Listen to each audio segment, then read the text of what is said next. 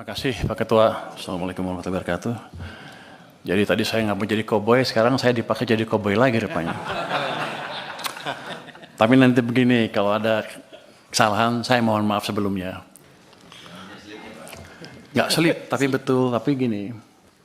Mungkin beberapa kalangan akan tersinggung dan saya minta maaf kalau ada yang tersinggung. Tapi ini untuk langkah untuk memperbaiki ekonomi kita seperti apa. Jadi saya juga tadi berpikir kok saya baca pidato aja ini, saya baca, dia baca, dia baca, dia baca. Ini perlombaan membaca kelihatannya. Mungkin salah, saya di bawah rankingnya. Tapi kalau emang ditanya program apa yang saya akan buat, kenapa Pak Presiden Prabowo mau menunjuk saya? Apa dia salah tunjuk? Mungkin enggak. Jadi begini, saya ekonom sudah cukup lama. Tahun 2000 jadi ekonom, pulang sekolah, langsung kerja di financial sector. Kemudian 2002 langsung membantu tim think tanknya Pak SBY di Brighton Institute. Sering memberi masukan. 2010 staf khususnya Pak Hatta Rajasa. 2015 masuk ke KSP, membantu Pak Luhut. Dan memberi masukan ke Pak Jokowi juga ketika sedang susah. Jadi bagaimana manage ekonomi itu bukan barang baru untuk saya. Ini jangan bilang sombong ya. Tapi kan Anda mesti tahu, saya harus meyakinkan bapak-bapak kan. Jadi saya berangkat belajar sebelum krisis 95. Tujuannya saya pikir oke, mungkin saya bisa membantu ekonomi. Tapi sebelum sekolah selesai 1998 krisis, pulang negara udah berantakan pada waktu itu ya. 2000 pertumbuhan mendekati 0, 2001 rendah kan.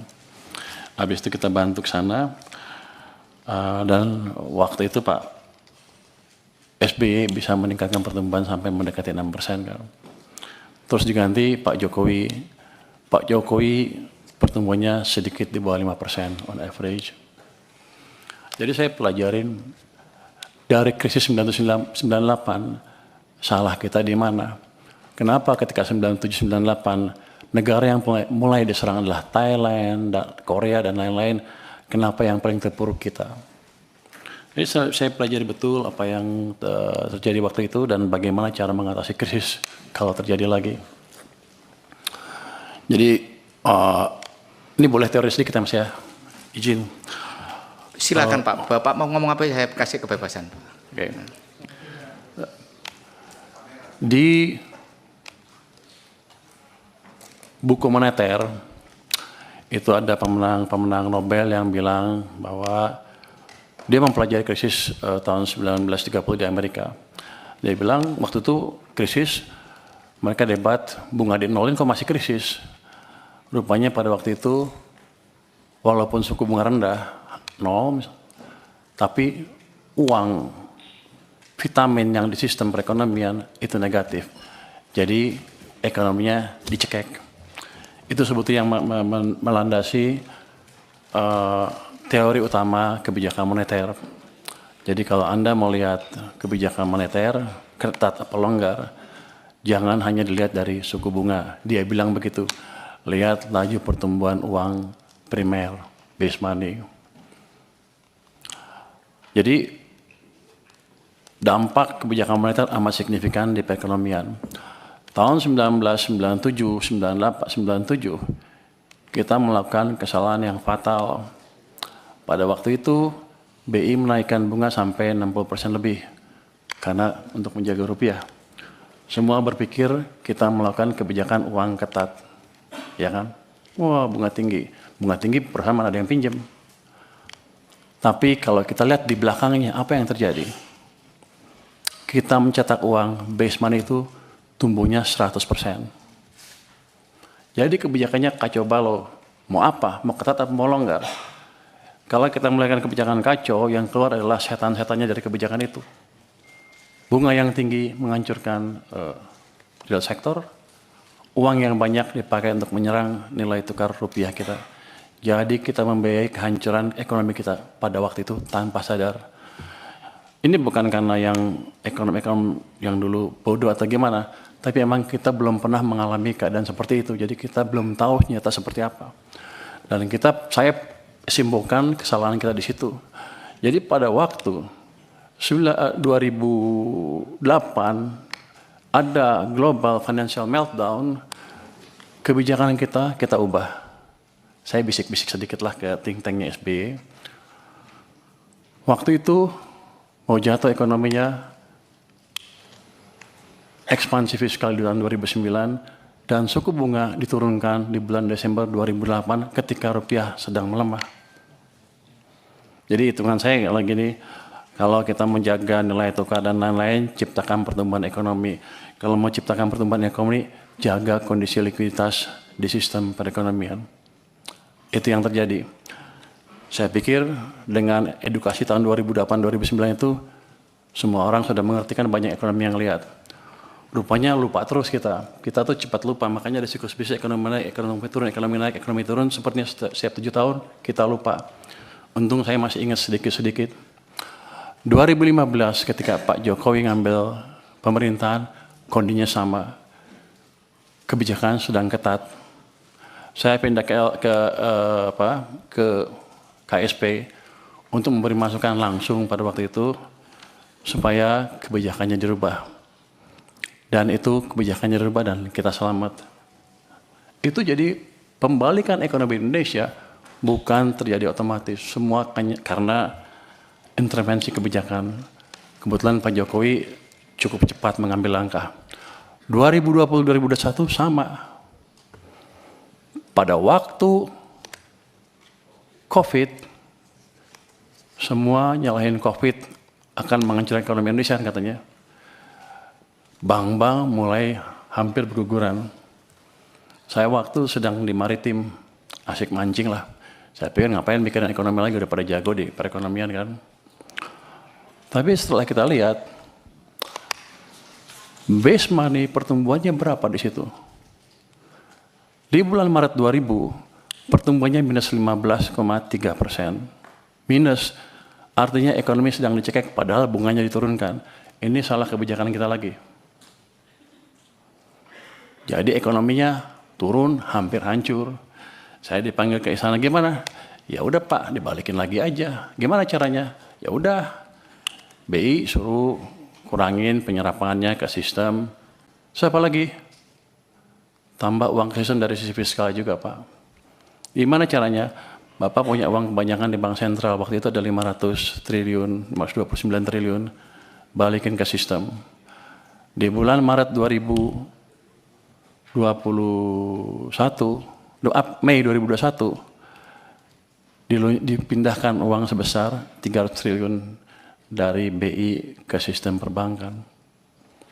Laju pertumbuhan uang naik lagi dari minus ke double digit 11, terus dijaga oleh Bank Sentral juga di atas 20%. Itu yang menyelamatkan ekonomi kita. Nah, saya pikir juga dengan pelajaran sepanjang itu kan, ya udah jago semua lah, ya udah kita santai aja. Gara-gara itu saya ngebantu sektor finansial pada waktu itu, saya dilempar ke LPS dengan tugas selainnya jaga stabilitas di sana. Saya hanya bisa jaga stabilitas. Kita selalu pro pertumbuhannya. Jadi ketika even Bank Sentral naikin bunga, LPS naiknya lambat sekali untuk menjaga supaya ekonominya nggak tumbuh terlalu lambat. Tapi kan instrumennya saya bilang tadi, bunga hanya salah satu. Uangnya seperti apa?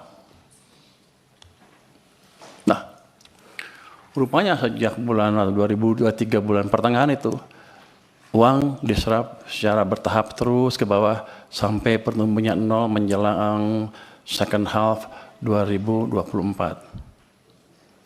Jadi itu yang Anda rasakan di ekonomi, melambat dengan signifikan. Real sektor susah, semuanya susah. Maksudnya keluar tagline Indonesia apa? Gelap, Indonesia apa? Kita semua menunjuk ke ini gara-gara global. Padahal ada kebijakan dalam negeri yang salah juga, yang utamanya mengganggu kita karena 90% perekonomian kita didrive oleh domestic demand. Masuki 2025 Januari, Februari, Maret, April membaik semuanya tiba-tiba. Saya pikir udah insaf nih. Pertumbuhan uang sempat mencapai 7% di bulan April. Makanya ketika saya rasakan di bulan April saya bilang kita sudah keluar dari krisis, Indonesia akan cerah. Yang saya nggak tahu, Mei jatuh lagi, Juni jatuh, Juli jatuh, Agustus jatuh ke 0%. Jadi periode perlambatan ekonomi yang 2024 gara-gara uang ketat tadi dipulihkan sedikit, belum pulih penuh, direm lagi ekonominya.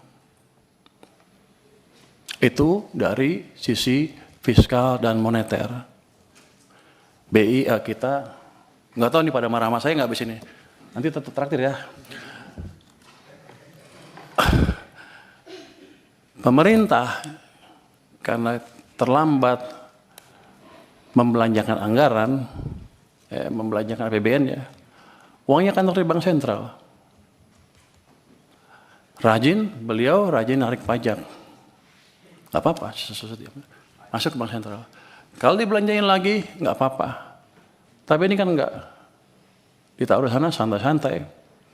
Kering sistemnya. Bank sentral kita juga sama, katanya saya nanti kan penguasa ya. Katanya punya di KSS saya boleh menggait sedikit kan ya. Jadi saya berani ngomong sedikit sekarang. Dulu saya nggak berani karena saya di LPS, wewenang saya nggak sampai sana. Jadi dua sisi mengetatkan kebijakan kita. Bank naruh uangnya di bank, padahal uang kita banyak. BI menyerah sampai 800 triliun. Pemerintah pada satu titik sampai 500 triliun sampai lebih di bank sentral. Sistem kekeringan. Yang Bapak-Bapak rasakan adalah yang kemarin demo itu karena tekanan berkepanjangan di ekonomi karena kesalahan kebijakan fiskal dan moneter sendiri yang sebetulnya kita kuasain. Yang jadi pertanyaan saya kan, di sini Komisi 11 rapatnya dengan Menteri Keuangan berapa ratus hari dalam setahun. Kenapa tidak pernah mempertanyakan itu? Dan sekarang saya datang ke sini tiba-tiba, udah semuanya pertanyaan banyak sekali yang harusnya sudah putus pada waktu itu. Tapi nggak apa-apa. Jadi ke depan yang saya lakukan adalah memperbaiki itu sebelum merubah yang lain-lain. Struktural lain kita bisa rubah, tapi quick win-nya di situ. Saya akan balik kondisi yang memburuk karena langkah kita sendiri. Oh gimana? Ya paling bagus kan percepat belanja anggaran. Oke, belanjanya cepat-cepat. Tapi yang kita tahu, itu nggak semudah membalik tangan.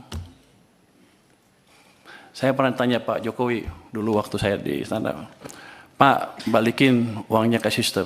Loh apa bedanya? Kan nggak bisa belanja juga. Pak, kalau uang Bapak ditaruh di BI, dosa Bapak dua. Satu, Bapak nggak bangun ekonominya. Yang kedua, sistem kering, nggak bisa bangun juga. Jadi kalau balikin ke sistem perekonomian, ke bank, himbara misalnya, dosa Bapak tinggal satu, yaitu satu yang nggak bangun aja, tapi ekonominya bisa jalan. Kalau itu yang dimanfaatkan adalah real sector. Saya ingin tunjukkan lagi ya, kenapa zaman tadi udah cerita belum ya? Zaman Pak SBY tumbuh 6%, zaman Jokowi rata-rata 5% apa di bawah Pak SBY yang Pak Jokowi ya. Kalau Anda lihat di pertumbuhan uang MNO-nya, base money, teori dasar moneter itu, di zaman Pak SBY rata-rata tumbuh 17% lebih. Akibatnya uang di sistem cukup, kredit tumbuh berapa? 22%. Jadi pada waktu zaman Pak SBY, walaupun dia nggak bangun infrastruktur habis-habisan, private sector yang hidup, yang menjalankan ekonomi. Itu berhubungan juga dengan rasio tax. Ketika tax private sector yang jalan, dia akan lebih banyak bayar pajak dibanding pemerintah. Tax ratio kita tumbuh 0,5% lebih tinggi dibanding ketika zaman Pak Jokowi. Pada zaman Pak Jokowi, uang tumbuh hanya sekitar 7% MNO-nya. Bahkan di titik-titik itu sepanjang tahun, 2 tahun terakhir sebelum krisis, itu tumbuhnya 0%. Memang ekonomi sedang dicekek. Cuman saya nggak tahu waktu itu karena saya di maritim. Jadi begitu 2000.